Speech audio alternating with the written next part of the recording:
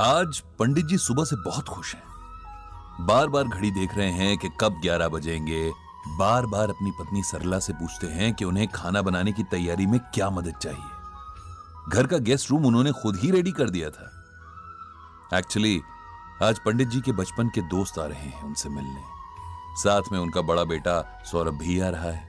आखिरी बार 10 साल पहले सौरभ की ही शादी में अपने दोस्त सुधाकर से मिले थे पंडित जी।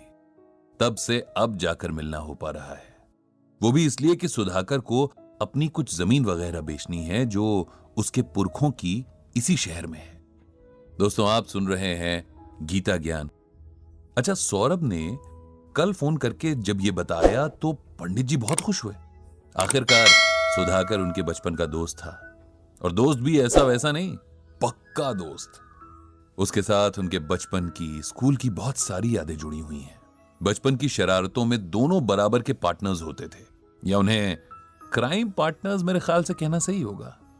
बाग से आम चुराना हो या क्लासमेट्स के टिफिन से लंच चुराना, इसमें दोनों की बराबर की पार्टनरशिप होती थी।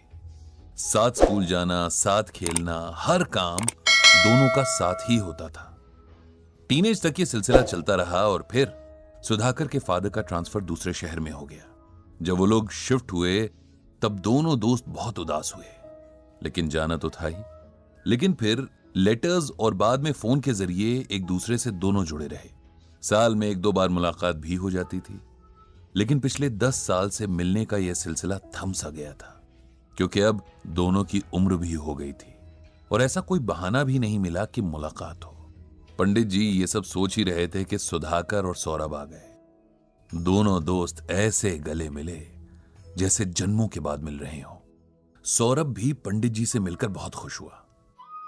दोनों दोस्तों की जो बातें शुरू हुई तो जैसे खत्म होने का नाम ही नहीं ले रही थी। सरला जी और सौरभ तो बस उनकी बातें सुने जा रहे थे। इस सब में कब दिन ढल गया पता ही नहीं चला। डिनर के बाद जब सब सो गए तब पंडित जी अकेले ही बरामदे में बैठे कुछ सोच रहे थे। उनके ध्यान में रह रहकर सौरभ का मुरझाया हुआ चेहरा आ रहा था। पता नहीं क्यों, लेकिन उन्हें लग रहा था कि सब कुछ ठीक नहीं है, कहीं कोई परेशानी है, वरना सौरभ के चेहरे पर तो हमेशा स्माइल रहती थी। उन्होंने सोचा कि सुबह जरूर सौरभ से बात करेंगे। सुबह जब पंडित जी वॉक पर निकल रहे थे तो सौरभ भी उनके साथ आ गया। कुछ फॉर्मल बातों के बाद आखिर पंडित जी ने सौरभ से पूछ लिया कि क्या वो किसी परेशानी में है। सौरभ पहले तो हिचकिचाया, लेकिन फिर वो पंडित जी के आगे खुल गया। उसने बताया कि उसकी लाइफ में पिछले कुछ सालों से बहुत टेंशन चल रही है, जिसकी वजह उसकी वाइफ और मदर का रिलेशन है। मैं समझा नहीं, पंडित जी ने सौरभ से कहा। सौरभ बोला, मैं आपको डिटेल में बताता हूं। मेरी शादी में तो आप आए ही थे। मेरी पत्नी निधि बहुत अच्छे नेचर की, समझदार और पढ़ी लिखी लड़की है। मेरी मां भी अच्छे नेचर की है, ये तो आप जानते ही हैं। शादी के कुछ वक्त बाद तक सब सही से चलता रहा, लेकिन फिर धीरे धीरे निधि और मां के बीच टेंशन बढ़नी शुरू हो गई। बहुत छोटी छोटी बातों से मिसअंडरस्टैंडिंग पैदा होनी शुरू होने लगी। दोनों को लगता था कि गलती हमेशा सामने वाले की है। पहले तो उन दोनों ने आपस में बात करके इश्यूज को सुलझाया, लेकिन धीरे धीरे उनके बीच बातचीत कम होने लगी और वो दोनों ही एक दूसरे की शिकायतें मुझसे करने लगी। मुझे समझ ही नहीं आता कि मैं क्या करूं, किसकी साइड लूं। मां को सही कहूं तो वाइफ नाराज हो जाएगी, और वाइफ को सही कहता हूं तो मां नाराज हो जाएगी। ये रोज रोज की लड़ाइयां अब इतनी बढ़ चुकी हैं कि मेरा ऑफिस से घर जाने का मन ही नहीं करता। पंडित जी को सौरभ की परेशानी अच्छे से समझ आ गई, लेकिन इसमें उनके दोस्त सुधाकर का रोल समझ नहीं आ रहा था। तुम्हारे पापा इस मामले में कुछ इंटरफेयर नहीं करते क्या? दोनों को समझाने की कोशिश नहीं करते? मेरे पापा का नेचर तो आप जानते ही हो। किसी भी तरह के लड़ाई झगड़े से वो दूर रहना पसंद करते हैं। फिर एज के साथ उनका ब्लड प्रेशर भी बढ़ा हुआ रहता है, इसीलिए हम भी नहीं चाहते कि उन्हें अननेसेसरी किसी टेंशन वाली सिचुएशन में घसीटें। एक ही घर में रहते हैं, इसीलिए पता तो उनको सब कुछ ही है, लेकिन वो सास बहू की लड़ाई में नहीं पड़ते। दोनों में से ना तो किसी को अच्छा कहते हैं ना बुरा। ये कहकर पंडित जी ने लंबी सांस ली। लेकिन ऐसा कब तक चलेगा? किसी न किसी को उन दोनों को साथ बिठाकर बात तो करनी ही पड़ेगी। क्या पता जब वो साथ बैठकर एक दूसरे से बात करेंगी तो उनकी मिसअंडरस्टैंडिंग्स दूर हो जाएं।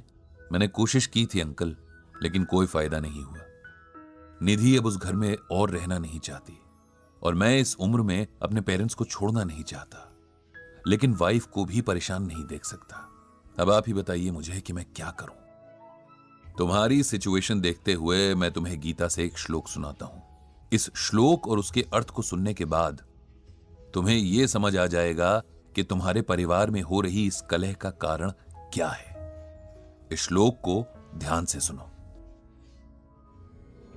उद्धेर्दात्मनात्मानम नात्मानम अवसादयेत आत्मैम ह्यात्मनोम बंधुरात्मय वृपुरात्मनः। कुरुक्षेत्र के मैदान में भगवान कृष्ण अर्जुन से कहते हैं कि हे अर्जुन, ये आत्मा ही आत्मा की सबसे प्रिय मित्र है और आत्मा ही आत्मा की परम शत्रु भी है। इसीलिए आत्मा का उद्धार करना चाहिए, विनाश नहीं। जिस व्यक्ति ने आत्मज्ञान से इस आत्मा को जाना है उसके लिए आत्मा मित्र है, और जो आत्मज्ञान से दूर है उसके लिए आत्मा ही शत्रु है। अब इसका सिंपल वर्ड्स में मतलब सुनो। हम ये सोचते हैं कि फलाना इंसान हमारा दोस्त है और फलाना दुश्मन। इस सब में हम भूल जाते हैं कि शरीर तो आत्मा चला रही है। दो आत्माओं के पिछले जन्मों के कर्मों के कारण उनके अगले जन्मों में रिश्ते बनते या बिगड़ते हैं। तुम्हारी मां और पत्नी के कुछ पिछले जन्मों के रिश्ते होंगे, कुछ आपस के हिसाब किताब होंगे जो इस जन्म में भी उनके साथ आए हैं।